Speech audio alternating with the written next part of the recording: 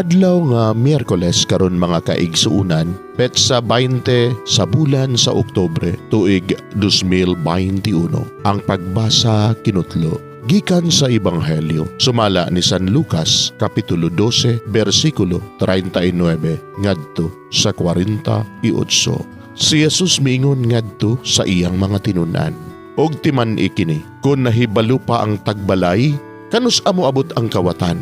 Dili gayud siya mutugot nga lungkabon sa kawatan ang iyang balay.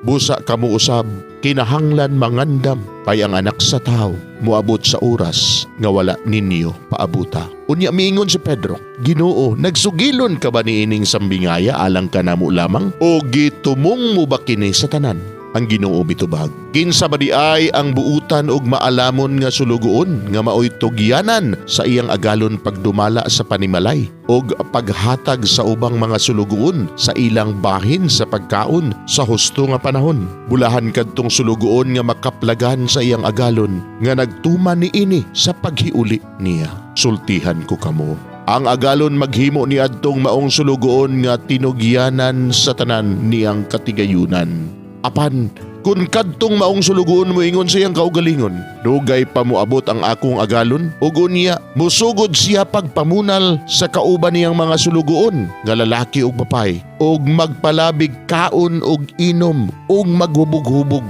ug unya mahibalik ang agalon usa ni ana kaadlaw nga wala paabuta sa sulugoon ug sa panahon nga wala hibalui. Tagod-taguron siya sa iyang agalon og pahiagumon sa gidangatan sa ubang tampalasan nga sulugoon.